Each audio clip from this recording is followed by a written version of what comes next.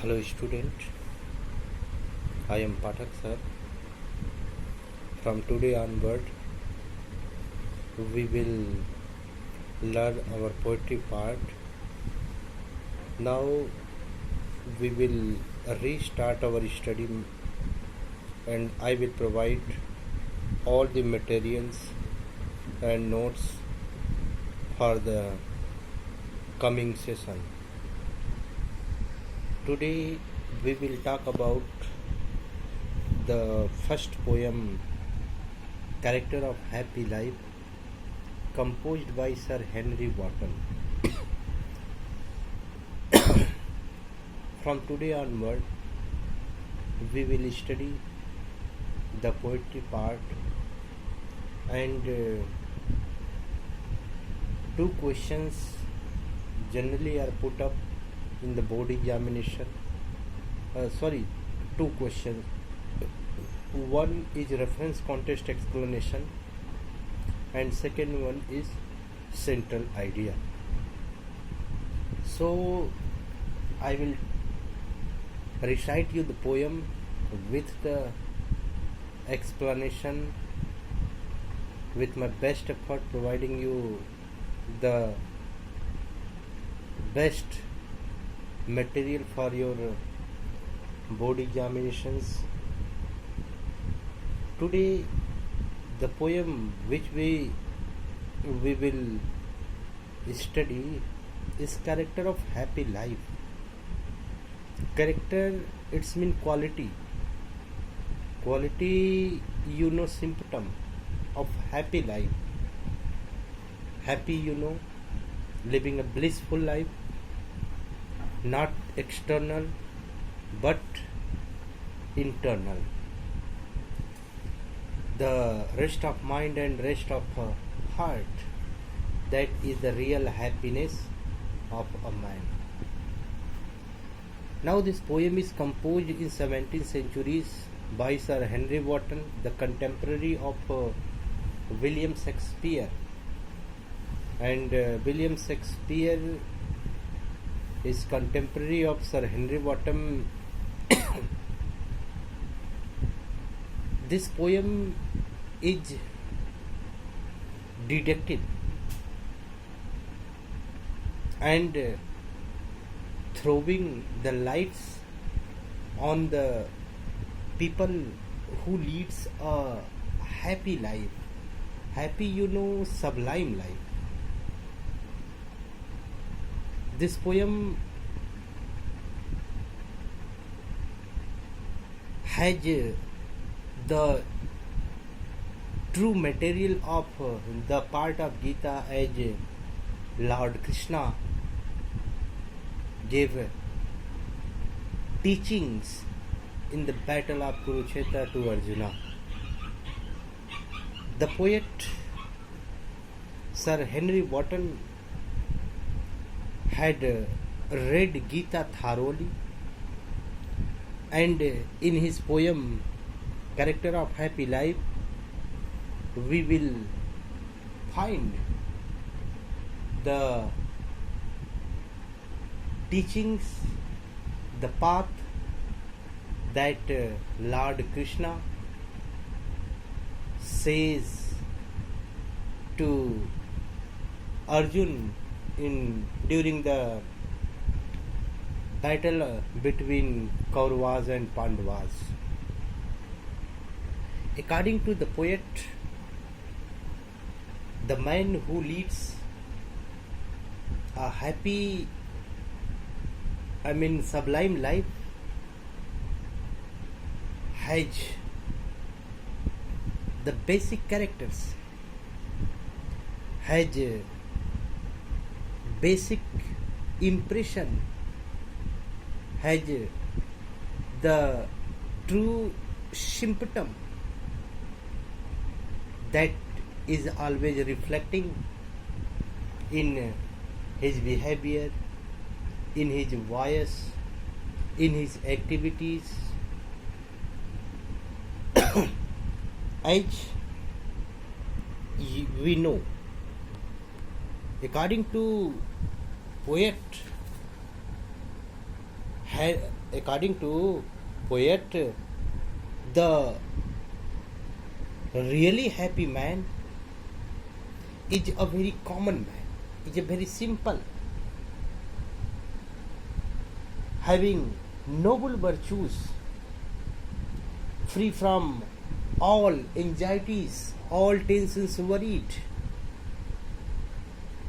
is free spirited, honest, straightforward, and sincere. He does not care about the false told by the others. The poet also says that a truly happy man is free from all the evils like jealousy, worried, hatred, inharmonious states of mind, and other things also. We also find the recitations of Ramcharitmanas in the poem Character of Happy Life. As Tulsidas wrote in his holy book, the Hindus, the Ramcharitmanas. Hello बच्चों, मैं पाठक sir. आज हम लोग अपनी study को फिर से शुरुआत करते हैं और हम लोग आज पहला poem character of happy life, खुशहाल जीवन के गुण, खुशहाल जीवन के विशेषताएं को हम लोग पढ़ेंगे। यह कविता सर हेनरी बॉटम महोदय द्वारा लिखी गई है। यह कविता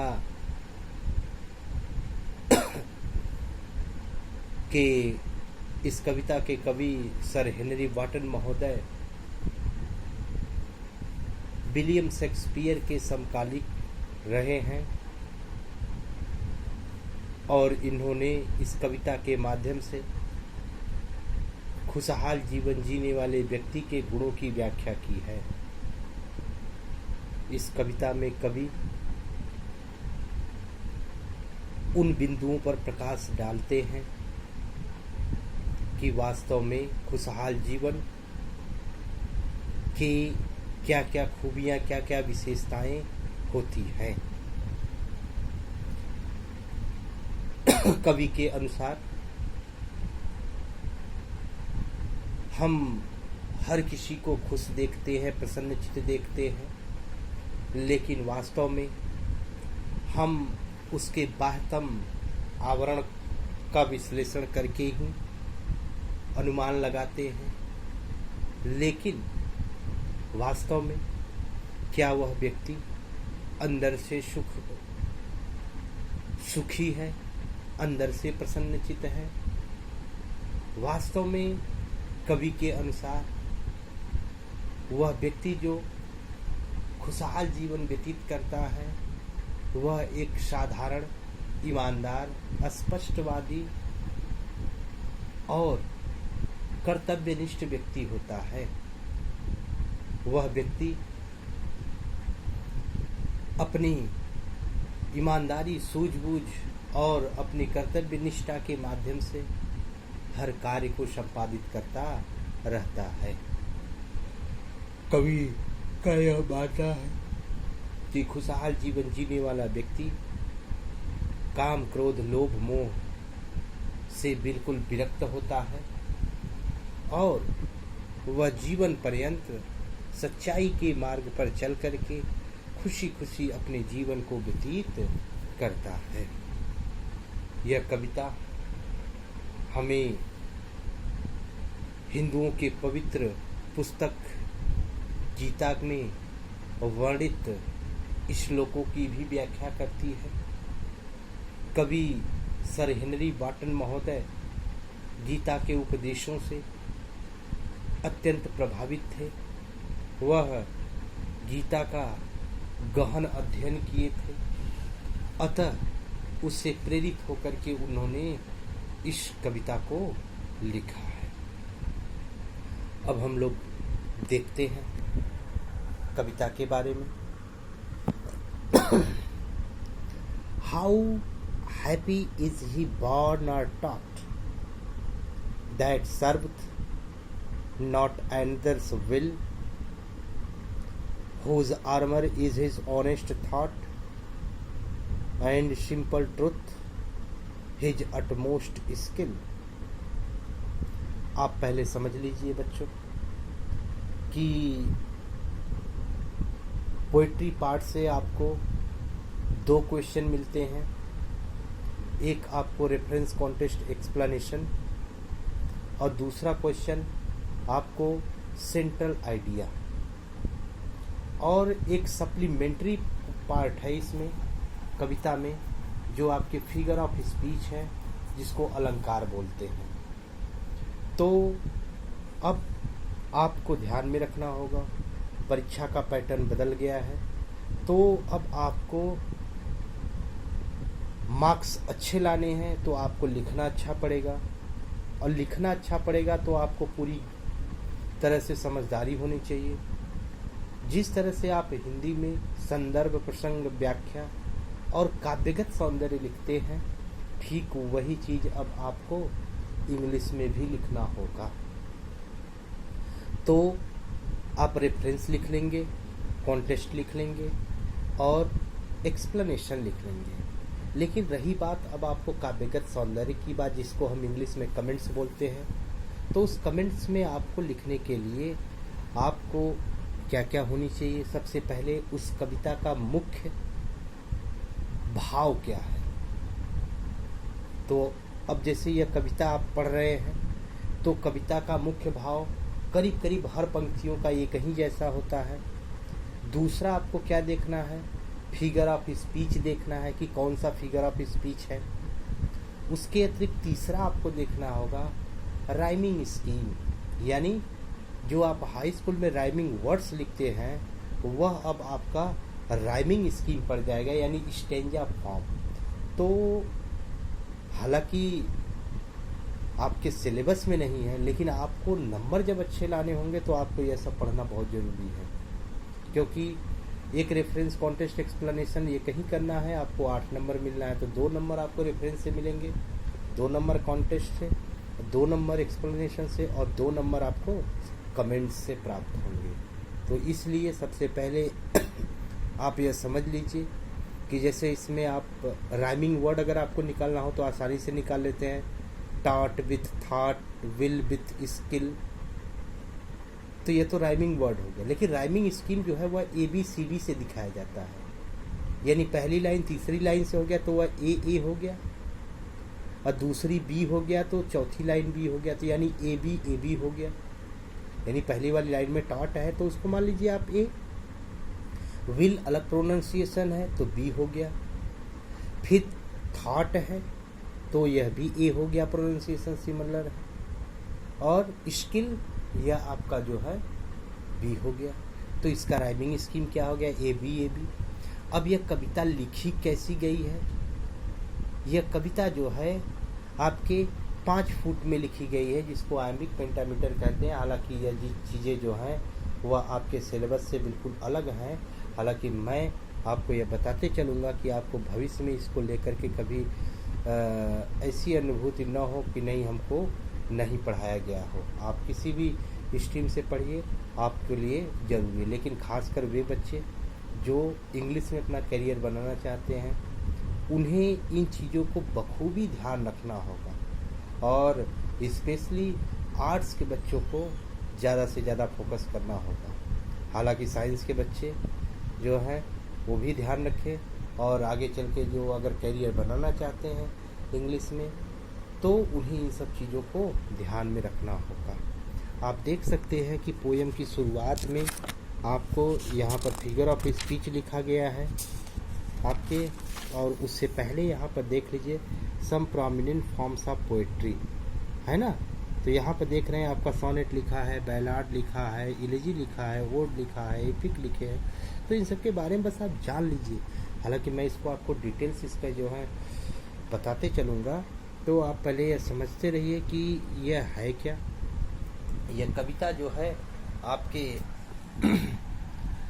आयम्बिक पेंटामीटर में लिखा गया है और 4-4 लाइन की जो है क्वार्टरिन बनी हुई है।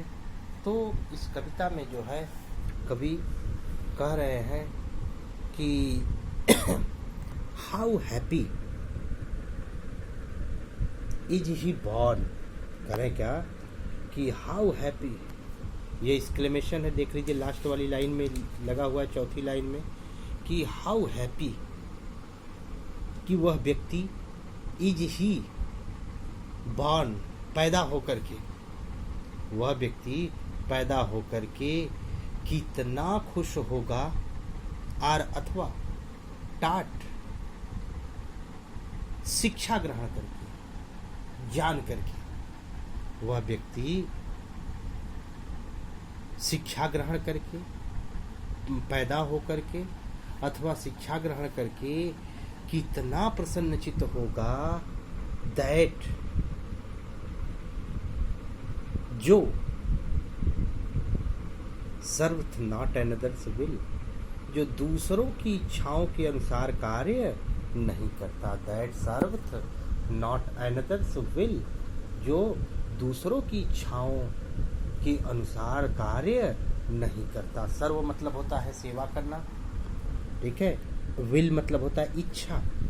तो कह रहे हैं क्या कि how happy is he born or taught, कह रहे हैं क्या कि how happy is he born or taught, वह व्यक्ति कितना खुश होगा, वह व्यक्ति, कह रहे हैं क्या कि how happy is he born or taught, कह रहे हैं क्या कि वह व्यक्ति कितना, वह व्यक्ति कितना प्रसन्नचित्त होगा, और वो भी कब, बॉर्न आर टॉट, पैदा हो करके, यानी जन्म लेने वाला व्यक्ति शिक्षा ग्रहण करने के बाद कितना खुश हो जाता होगा, जिसे या जिसने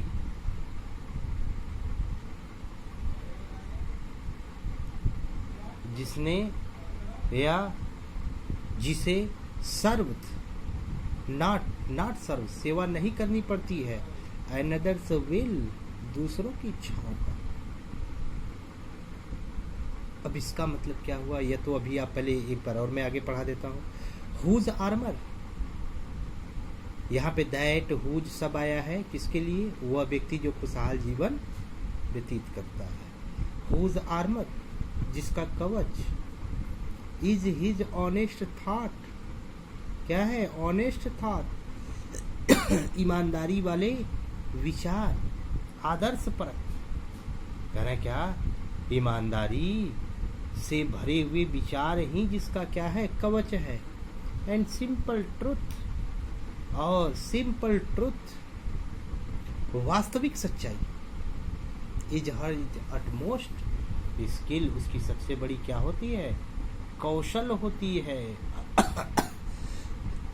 अटमोस्ट, अटमोस्ट का मतलब ग्रेटेस्ट, सबसे बड़ी, स्किल का मतलब आपका एबिलिटी, उसकी कला कौशल होती है, उसकी योग्यता होती है। यह तो रहा कविता का जो है लिटरल, लिटरल का मतलब word to word, but you all know this is the part of poem, 4 line you have to write down in 20 line। आप सभी को पता है कि यह कविता है, कविता हमेशा भाव पक्ष लेता है। It does not go to straight line to line, it does not follow basic, you know, basic you all know what is poetry, what is prose। On grammatical structure with a rhythmic flow is poetry, and grammatical structure without rhythmic flow is prose. Prose का मतलब कि pros वह grammar के नियमों से बधा हुआ, grammar के नियमों से बधी हुई पंक्तियां प्रोज हो गई, और ग्रामर के नियमों से स्वतंत्र होकर के लयबद्धता से भरी हो, वह आपकी पोएट्री होती है। तो यहाँ पर rhythmic flow, how happy is he बॉट that serve not another's will whose armour is his thought and simple truth his utmost skill. If you recite the poem in loud voice you can see the fluctuation of voice. यदि आप कविता को तेजी तेजी से पढ़ेंगे तो आप देखेंगे कि आपके टोन जो है वो फ्लक्चुएट करेंगे, यानी up and down up and down up and down करेंगे. तो this is the rhythmic flow. यह जो है आपका लयबद्धता है. तो कविता की जो पंक्तियाँ होती है, कविता की जो लाइन होती है, वो ग्रामर के नियमों से बधी नहीं होती. यह जो है आपके रिदमिक फ्लो पर चलती है. तो कविता जो है भाव पक्ष लेता है, इसमें भाव देखा जाता है, यानी हर वर्ड को जो है आपको तोड़ना होगा. और कहा भी जाता है कि जहाँ न पहुँचे रवि वहाँ पहुँचे कवि, यानी जहाँ तक सूरज की किरणें, यानी सूरज की किरणें का मतलब जहाँ तक लोग सोच, एक आम आदमी सोच नहीं सकता, वो कवियों की सोच जाती है. अर्थात वो अपने विचारों के भावसागर से क्या करते हैं, वह अपने मन रूपी भावसागर से नई नई सोच की मोतियों को क्या करते हैं, ढूंढ ढूंढ करके वह निकालते हैं. अतः अब हम लोग देखते हैं कविता को. How happy is he born or taught that serve not another's will whose armour is his honest thought and simple truth his utmost skill. कवि कह रहे हैं कि हाउ हैप्पी, कितना खुश, यानी बड़ा खुश, इज ही वह होगा, बॉर्न पैदा होकर के वह व्यक्ति बहुत प्रसन्नचित होगा, या बहुत प्रसन्नचित हो जाता होगा. आटाट अथवा शिक्षा ग्रहण करके, वास्तविकता को शिक्षा ग्रहण करने का मतलब एज वी ग्रो अप, जैसे जैसे हम बड़े होते हैं, we receive knowledge and our knowledge improves our prudence and then we become what, prominent. हम जब धीरे धीरे बड़े होते हैं तो ज्ञान को ग्रहण करते हैं, ज्ञान को ग्रहण करते हैं तो हमारे अंदर विवेक की क्षमता धीरे धीरे बढ़ती चली जाती है और हम एक दिन क्या हो जाते हैं, ज्ञानी पुरुष बन जाते हैं. तो यहाँ पर यही कवि कह रहे हैं कि how happy is he born. खुशहाल जीवन जीने वाला व्यक्ति बिल्कुल प्रसन्नचित होता है. और क्या प्रसन्नचित हो जाता होगा, दैट्स एंड टॉट, और शिक्षा ग्रहण करके वह व्यक्ति